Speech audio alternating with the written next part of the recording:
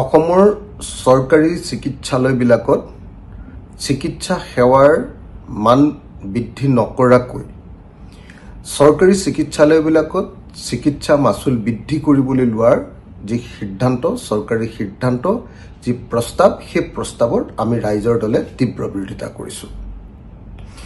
এতিয়া সকলো সংবাদ মাধ্যমতে ব্যাপক ৰূপত চৰ্চা হৈ আছে যে অসম চৰকাৰে অসমৰ সকলো চৰকাৰী খণ্ডৰ চিকিৎসালয়ৰ চিকিৎসা ব্যয় চিকিৎসালয়লৈ প্ৰৱেশ কৰিবৰ কাৰণে যি ৰেজিষ্ট্ৰেশ্যন ফিজ থাকে প্ৰথমতে গৈয়ে আগতে 10 টকা লৈছিলে সেই 10 টকাটো 20 টকা কৰিবলৈ লোৱা বুলি সিদ্ধান্ত লোৱা বুলি জানিব পৰা গৈছে।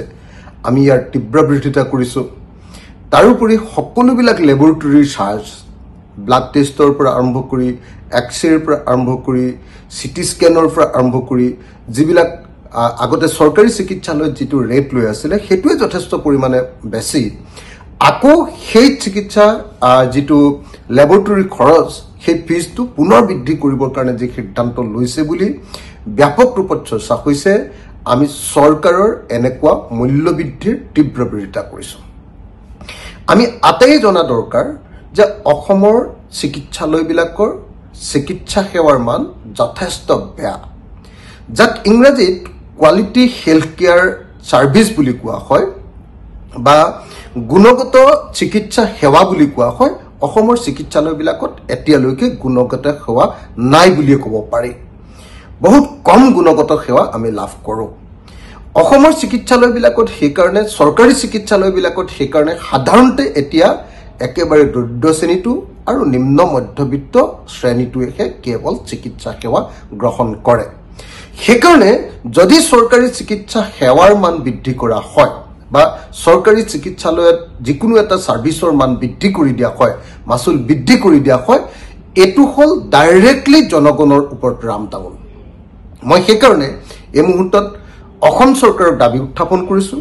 অসমৰ মুখ্যমন্ত্ৰী ডাঙৰীয়াক, অসমৰ স্বাস্থ্যমন্ত্ৰী হিমন্ত বিশ্ব শৰ্মা ডাঙৰীয়াক মই এই মুহূৰ্তত অসমৰ মুখ্যমন্ত্ৰী ডাঙৰীয়াক আহ্বান জনাইছোঁ, স্বাস্থ্যমন্ত্ৰী ডাঙৰীয়াক আহ্বান জনাইছোঁ যে কোনোপধ্যে যাতে অসমৰ চিকিৎসালয়বিলাকৰ চিকিৎসা মাচুল, প্ৰৱেশ মাচুল আৰু অন্যান্য যিবিলাক আমাৰ লেবৰেটৰীৰ চাৰ্জ সেইটো বৃদ্ধি কৰা নহয়, বৰং চিকিৎসা সেৱাৰ মানহে বৃদ্ধি কৰা হয়। তাৰ কাৰণে ব্যৱস্থা গ্ৰহণ কৰা হওক। ডাক্তৰৰ নিযুক্তি বৃদ্ধি কৰা হোৱা নাই, নাৰ্ছৰ নিযুক্তি বৃদ্ধি কৰা হোৱা নাই, ইনফ্ৰাষ্ট্ৰাকচাৰ বৃদ্ধি বা ভাল কৰা হোৱা নাই, লেবৰেটৰীৰ টেষ্টবিলাক ভাল কৰা হোৱা নাই, চিকিৎসাৰ সেৱা মান ভাল কৰা হোৱা নাই। কিন্তু চিকিৎসালয়বিলাকত আকৌ মাচুল বৃদ্ধি কৰাৰ সিদ্ধান্ত লোৱাটো কেতিয়াও মানি ল'ব নোৱাৰে। যি সময়ত ৰাজ্যখনত আৰু দেশখনত চাৰিওফালে সকলো বস্তুৰ দাম বাঢ়িছে, নিত্য প্ৰয়োজনীয় সামগ্ৰীৰ দাম বাঢ়িছে, সকলো ধৰণৰ টেক্স বৃদ্ধি পাইছে। এই চৰকাৰখনৰ বিৰুদ্ধে টেক্স টেৰৰিজিম বা কৰৰ সন্ত্ৰাস চলোৱা বুলি ব্যাপক ৰূপত চৰ্চা চলি আছে। সেই সময়ত আকৌ চিকিৎসালয়বিলাকত এনেকুৱাকৈ কৰৰ সন্ত্ৰাস বৃদ্ধি কৰিবৰ কাৰণে, কৰৰ মাচুল বৃদ্ধি কৰিবৰ কাৰণে, কৰ বৃদ্ধি কৰিবৰ কাৰণে চৰকাৰে লোৱা যিকোনো সিদ্ধান্ত জনগণ বিৰোধী সিদ্ধান্ত। আৰু এনেকুৱা জনগণ বিৰোধী সিদ্ধান্তক আমি ৰাইজৰ দলে কেতিয়াও সমৰ্থন নকৰোঁ।